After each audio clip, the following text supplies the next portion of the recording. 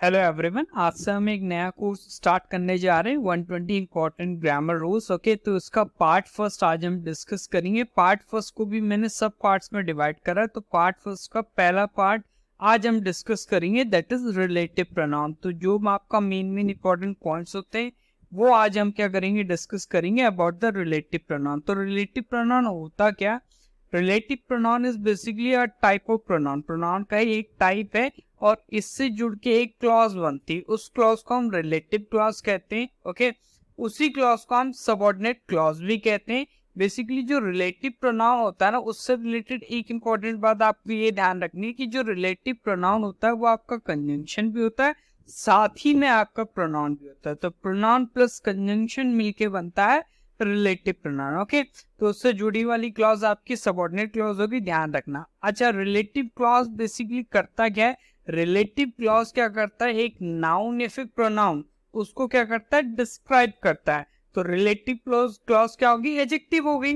जो भी आपका वर्ड, जो भी क्लॉज, जो भी फ्रेज नाउन या प्रोनाउन को डिस्क्राइब करती है वो क्या होती है, आपकी एडजेक्टिव फ्रेज होती है, एडजेक्टिव क्लॉज होता है, एडजेक्टिव होता है। तो जो रिलेटिव क्लॉज होती है, ध्यान रखना है, वो आपका एडजेक्टिव की तरह काम करती है। और जिस नाउन प्रोनाउन को ये रिलेटिव क्लॉज डिस्क्राइब करती है, उस नाउन प्रोनाउन को हम क्या कहते हैं, एंटीसीडेंट कहते हैं। तो ये तो था आपका रिलेटिव प्रोनाउन के बारे में मैंने डिस्कस कर लिया। अब हम देखेंगे क्या क्या आपके रिलेटिव प्रोनाउन होते हैं। तो हु, हुम, विच, दैट, ये चार आपके रिलेटिव प्रोनाउन होते हैं। जो हु होता है ये आपका सब्जेक्ट की तरह काम करता है, मतलब रिलेटिव क्लॉज में सब्जेक्ट का काम करेगा। जो वर्ड वो आपको होगा अगर पीपल की बात कर रहे होंगे। रिलेटिव क्लॉज में ऑब्जेक्ट चाहिए होगा। ओके, पीपल की बात हो रही होगी तो वहां पे हम क्या करेंगे, का यूज करेंगे। रिलेटिव क्लॉज में एनिमल की बात हो रही है या फिर थिंग की बात कर रहे हैं, तो वहां पे आपका चाहे सब्जेक्ट चाहिए एनिमल, चाहे आपका ऑब्जेक्ट चाहिए रिलेटिव क्लॉज में, वहां पे हम विच का यूज करेंगे। रिलेटिव क्लॉज में पीपल की बात हो रही है, एनिमल की बात हो रही है या फिर थिंग की बात हो रही है, वहां पे चाहे सब्जेक्ट की जरूरत है चाहे ऑब्जेक्ट की जरूरत है, तो वहां पे हम क्या करेंगे, दैट का यूज करेंगे। तो ये मेन इंपॉर्टेंट आपके रूल्स है, ये हम डिस्कस करेंगे।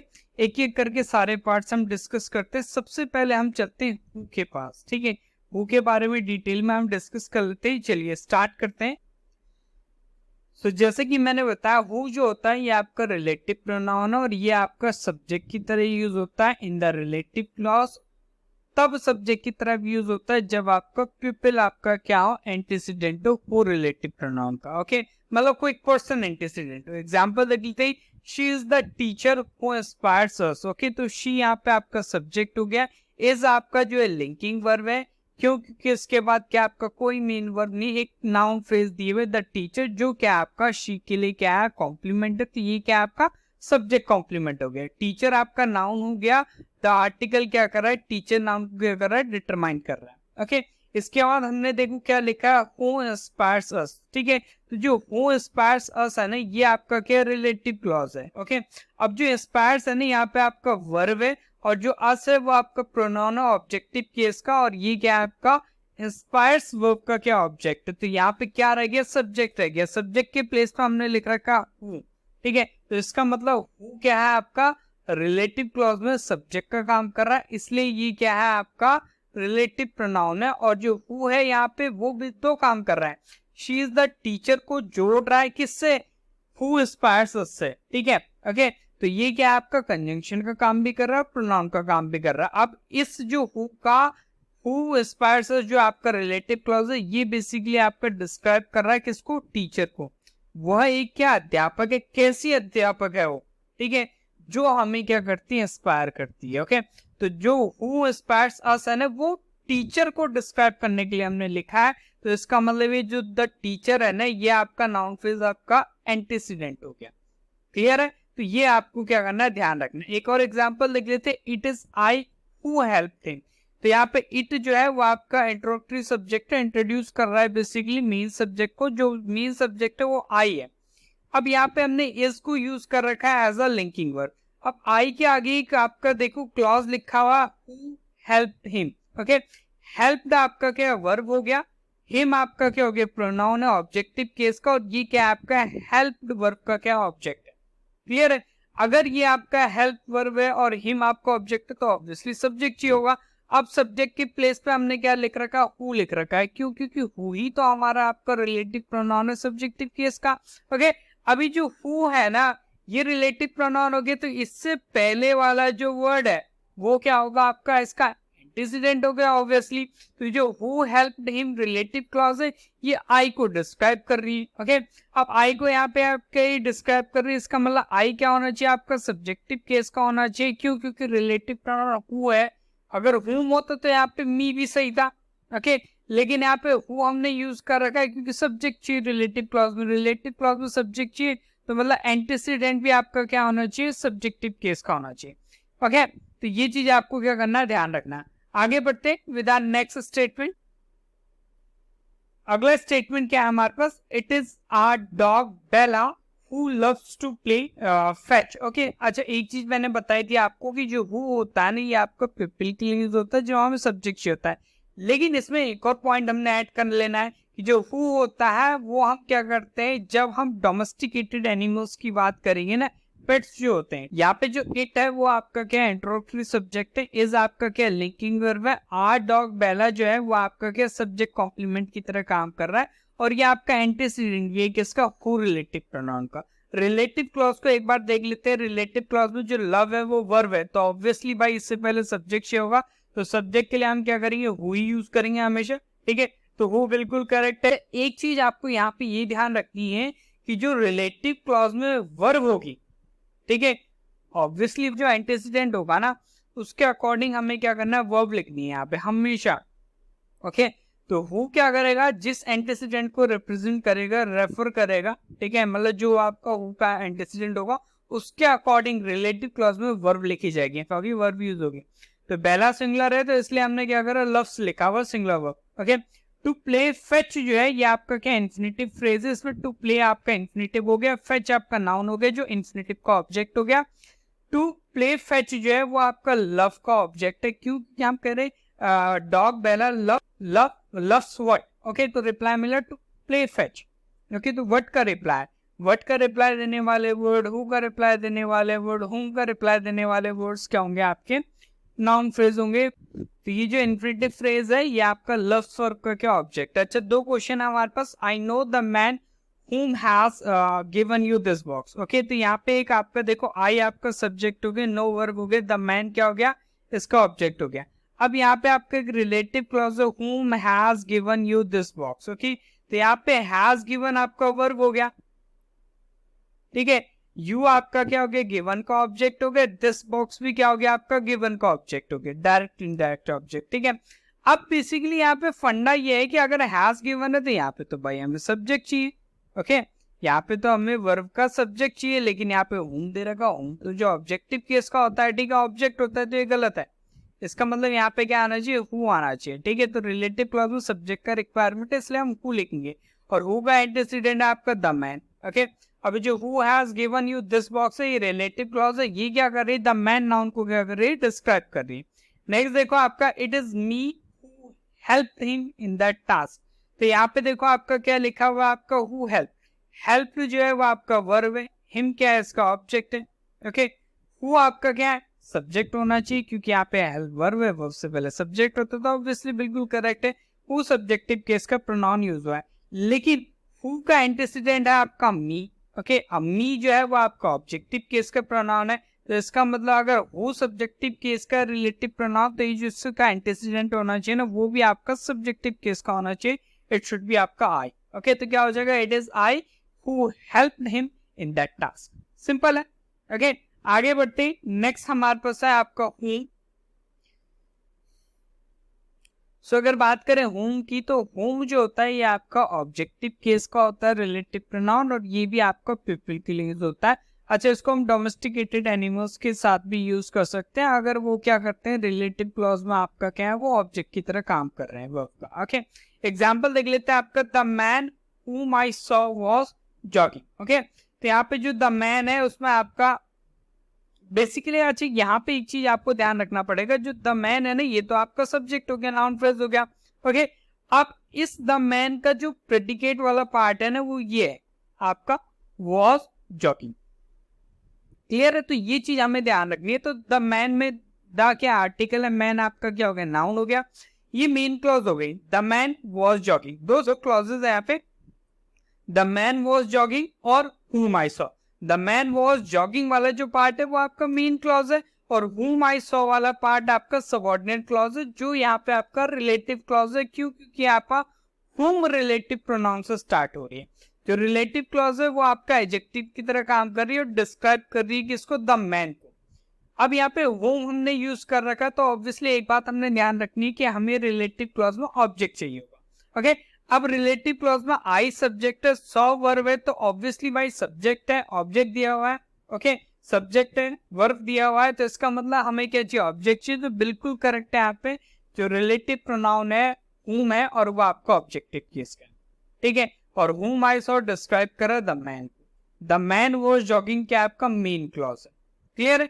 नेक्स्ट देखेंगे आपका it is me whom they blamed for the accident। अब यहाँ पे देखो फिर से वही बात आ गई, इट जो है वो आपका इंट्रोडक्टरी सब्जेक्ट है, इज आपका लिंकिंग वर्ब है, मी जो है वो आपका एंटीसीडेंट हो गया यहाँ पे। ओके, क्यों? क्योंकि इसके बाद क्या रिलेटिव क्लॉज स्टार्ट हो, और इस रिलेटिव क्लॉज में हमने whom यूज कर रखा है, whom यूज कर रखा है हमने रिलेटिव क्लॉज में, तो हमें ये जान पता होना चाहिए कि जो रिलेटिव क्लॉज है उसको ऑब्जेक्ट मिसिंग हो, तभी तो हमने whom यूज कर रखा है। अब रिलेटिव क्लॉज में देखेंगे तो दे सब्जेक्ट है, तो इसका मतलब ऑब्जेक्ट ही मिसिंग है। ओके, ब्लेम्ड आपका वर्ब हो गया, फॉर द एक्सीडेंट में आपका फॉर आपका प्रपोजिशन हो गया, द एक्सीडेंट नाउन फ्रेज हो गया, ये आपका फॉर प्रपोजिशन का ऑब्जेक्ट है, द आर्टिकल हो गया, एक्सीडेंट आपका नाउन हो गया, फॉर द एक्सीडेंट आपका प्रपोजिशनल फ्रेज हो, ये वाई का रिप्लाई। क्यों ब्लेम कर रहे हैं भैया? ओके, तो रीजन है, एडवर्ब ऑफ रीजन है बेसिकली। ओके, अब यहाँ पे जो आपका ध्यान रखना है कि हमें क्या भाई सब्जेक्ट दिया हुआ, वर्ब दिया, ऑब्जेक्ट मिसिंग है, तो यहाँ पे जो whom का यूज है बिल्कुल करेक्ट। यहाँ पे अगर who होता तो गलत हो जाता है, क्योंकि भाई सब्जेक्ट तो दे ही रखा है। अगर सब्जेक्ट दे हमें दे रखा है तो who नहीं चाहिए ना, हमें तो whom चाहिए। ओके, इससे रिलेटेड कुछ क्वेश्चन है वो हम डिस्कस कर लेते हैं। अच्छा, इससे रिलेटेड क्या क्वेश्चन है आपका, Puja is the girl who he was talking about। Okay, तो यहाँ पे देखो आपका द गर्ल आपका एंटीसीडेंट हो गया, who से लेके आपका अबाउट तक आपका रिलेटिव क्लॉज हो गया। अब यहाँ पे देखेंगे इस रिलेटिव क्लॉज में ही सब्जेक्ट दिया हुआ है, was talking वर्ब दिया हुआ है, ठीक है। अगर ही सब्जेक्ट दिया हुआ तो हमें सब्जेक्ट नहीं चाहिए ना, हमें तो ऑब्जेक्टिव केस का चाहिए, तो इट शुड बी आपका whom। क्या हो जाएगा, whom हो जाएगा, ध्यान रखिए। नेक्स्ट देखेंगे आपका it is I whom they didn't invite। Okay, तो यहाँ पे आपका फिर से whom they didn't invite relative clause है। ओके, अब यहाँ पे दे आपका सब्जेक्ट दिया हुआ है, दे आपका सब्जेक्ट दिया है, डेंट इनवाइट आपका वर्ब दिया है, तो बिल्कुल करेक्ट है, whom ही आएगा, क्योंकि ऑब्जेक्ट नहीं है ना, सब्जेक्ट तो है। ओके, whom आएगा, लेकिन whom जो है वो क्या कर रहा है, whom का एंटीसीडेंट आपका आई है। अब आई है आपका सब्जेक्टिव केस का, तो सब्जेक्टिव केस का एंटीसीडेंट नहीं होगा। अगर whom है तो जो आपका एंटीसीडेंट है वो भी आपका क्या होगा, ऑब्जेक्टिव केस में लिखा जाएगा, तो इट शुड बी आपका it is me whom they didn't invite। Clear है? चलिए आगे बढ़ते हैं। नेक्स्ट आपका हम डिस्कस करेंगे विच। सो अब हम डिस्कस करेंगे विच, जो आपका क्या है, रिलेटिव प्रोनाउन है, ये आपका सब्जेक्ट ऑब्जेक्ट दोनों की तरह यूज हो सकता है। ओके, सेकंड थिंग ये आपका एनिमल और थिंग्स दोनों के लिए यूज होता है। ओके, एग्जांपल देख लेते हैं आपका, I have a jacket which is waterproof. Okay, तो यहाँ पे जो आई है वो आपका क्या सब्जेक्ट है, हैव आपका क्या वर्ब, और जैकेट क्या है, हैव वर्ब का ऑब्जेक्ट है। और जैकेट में जो आपका ई है वो आर्टिकल है, और आपका जैकेट नाउन है। इसके बाद क्या लिखा, विच इज वाटरप्रूफ, तो इसका मतलब क्या है, क्या आपका रिलेटिव क्लॉज है, जो क्या आपका जैकेट नाउन को क्या कर रही है, डिस्क्राइब कर रही है, क्योंकि रिलेटिव क्लॉज एडजेक्टिव की तरह काम करते हैं। अब यहाँ पे जो इज है ना वो आपका लिंकिंग वर्ब है, वाटरप्रूफ आपका क्या एडजेक्टिव है, सब्जेक्ट कॉम्प्लीमेंट की तरह काम कर रहा है। ठीक है, अब विच आपका रिलेटिव प्रोनाउन है, सब्जेक्ट है। कैसे पता चला हमें सब्जेक्ट है, क्योंकि इस के बाद आपको वाटरप्रूफ दिया, इससे पहले कुछ नहीं, इससे पहले रिलेटिव प्रोनाउन है, इसका मतलब विच आपका सब्जेक्ट की तरह यूज हो रहा है। नेक्स्ट देखेंगे आपका the gift which you gave me is very special. तो यहाँ पे जो द गिफ्ट है ना वो आपका एंटीसीडेंट है बेसिकली। ओके, अब यहाँ पे देखो फिर से वही वाला बात हो गया कि यहाँ पे the gift is very special आपका मेन क्लॉज हो गया, विच यू गेव मी आपका सबऑर्डिनेट क्लॉज हो गया, रिलेटिव क्लॉज हो गया, और ये आपका एडजेक्टिव की तरह काम कर रहा है द गिफ्ट नाउन फ्रेज को डिस्क्राइब करने के लिए। गिफ्ट में आपका द गिफ्ट में गिफ्ट नाउन हो गया, द आपका आर्टिकल हो गया या एंटीसीडेंट हो गया बेसिकली। अब जो विच यू गेव मी है ना, ये रिलेटिव प्रोनाउन है। अब हमें पता करना है कि विच आपका सब्जेक्ट है या फिर ऑब्जेक्ट है। तो रिलेटिव क्लॉज में देखेंगे यू सब्जेक्ट है, ओके, गेव आपका वर्ब है, गेव आपका ड्यूअल ट्रांजिटिव होता है, मतलब दो ऑब्जेक्ट होने चाहिए उसके साथ। गेव के साथ एक ऑब्जेक्ट तो है, इनडायरेक्ट ऑब्जेक्ट जो होम का रिप्लाई है, लेकिन गेव के साथ डायरेक्ट ऑब्जेक्ट मिसिंग है। डायरेक्ट ऑब्जेक्ट मिसिंग है तो इसका मतलब इसका जो डायरेक्ट ऑब्जेक्ट है ना वो विच है, जो क्या कर रहा है, द गिफ्ट नाउन को क्या कर रहा है, रिप्रेजेंट कर रहा है। तो द गिफ्ट क्या हो गया आपका, एंटीसीडेंट हो गया। इस तरीके से आपको क्या आइडेंटिफाई करना है कि विच आपका सब्जेक्ट है या फिर ऑब्जेक्ट की तरह काम कर रहा है। ओके, चलिए आगे बढ़ते हैं। नेक्स्ट है आपका दैट। दैट की बात करेंगे तो दैट आपका क्या है, सब्जेक्ट ऑब्जेक्ट दोनों की तरह यूज होता है, ठीक है। साथ में आपका पर्सन के लिए भी यूज होता है, थिंग के लिए भी और एनिमल के लिए, कहीं पे भी हम इसे यूज कर सकते हैं। इसके भी कुछ इंपॉर्टेंट चीजें हैं कि कई जगह पे क्या होता है, हम दैट को की जगह, ओम की जगह, विच की जगह यूज कर सकते हैं, लेकिन कई जगह पे हम दैट को विच की जगह यूज नहीं कर सकते। वो हम डिस्कस करेंगे इन द नेक्स्ट सेक्शन। ओके, चलिए तो एग्जांपल देख लेते हैं। The cake that she baked was delicious. Okay, तो यहाँ पे द केक वाज डिलीशियस, ये मेन क्लॉज हो गया। दैट शी बेक्ड, ये आपका क्या हो गया, सबऑर्डिनेट क्लॉज हो गया, जो आपका रिलेटिव क्लॉज है क्योंकि दैट से स्टार्ट हो रही है, और ये क्या आपकी एडजेक्टिव है जो क्या कर रही है, द केक एंटीसीडेंट को क्या कर रही है, डिस्क्राइब कर रही है। द आर्टिकल है और केक आपका नाउन है, ध्यान रखेंगे। अब रिलेटिव क्लॉज में देखते हैं। रिलेटिव क्लॉज में शी आपका सब्जेक्ट है, बेक्ड आपका वर्ब है, ऑब्जेक्ट मिसिंग है। ऑब्जेक्ट मिसिंग है तो इसका मतलब जो दैट है ना वो आपका क्या, रिलेटिव प्रोनाउन है और यहाँ पे ऑब्जेक्ट का काम कर रहा है। समझ लो, सिंपल सा फंडा। नेक्स्ट आपका it was always that he would trust you most. Okay, तो यहाँ पे जो इट है ना वो फिर से आपका इंट्रोड्यूस कर रहा है किसको, ही को। वॉज आपका क्या, लिंकिंग वर्ब, ऑलवेज आपका क्या, एडवर्ब हो गया आप में। Okay, that would trust you most जो है ना ये आपका क्या, रिलेटिव क्लॉज है क्योंकि आपका दैट से स्टार्ट हो रही है, इससे पहले आपका इसका एंटीसीडेंट लिखा हुआ। अब यहाँ पे जो वुड ट्रस्ट है ना ये आपका क्या, वर्ब फ्रेज है, इसका ऑब्जेक्ट यू है, मोस्ट आपका एडवर्ब हो गया, तो इसका मतलब यहाँ सब्जेक्ट मिसिंग है। तो जो दैट है ना वो आपका सब्जेक्ट की तरह काम कर रहा है।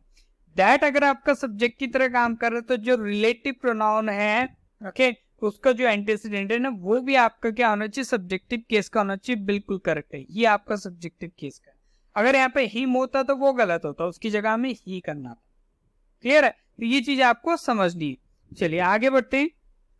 नेक्स्ट है आपका एक और आपका क्वेश्चन है, ठीक है। It was always him that you would trust most. Okay, तो यहाँ पे देखेंगे आपका रिलेटिव क्लॉज में यू आपका सब्जेक्ट है, वुड ट्रस्ट आपका वर्ब है, ओके, मोस्ट आपका एडवर्ब है, तो इसका मतलब क्या मिसिंग है, ऑब्जेक्ट मिसिंग। ऑब्जेक्ट मिसिंग है तो इसका मतलब जो रिलेटिव प्रोनाउन है वो आपका ऑब्जेक्टिव केस का होना चाहिए। दैट बिल्कुल करेक्ट है क्योंकि सब्जेक्ट ऑब्जेक्ट दोनों सेम होते हैं। अभी जो रिलेटिव प्रोनाउन है इसका एंटीसीडेंट हिम है, तो हिम भी क्या होना चाहिए, आपका ऑब्जेक्टिव केस का होना चाहिए। अगर यहाँ पे ही होता तो वो गलत था, ठीक है, हिम है तो बिल्कुल करेक्ट है, ठीक है। तो ये चीजें आपको ध्यान रखनी है। बाकी नेक्स्ट सेक्शन में कुछ और इंपॉर्टेंट हम रूल्स हम डिस्कस करेंगे, कुछ और इंपॉर्टेंट क्वेश्चंस करेंगे, ओके। तो कमेंट में बताइएगा सेशन कैसा लगा आपको। मिलते हैं in the next section. Till then, Jai Hind, जय भारत।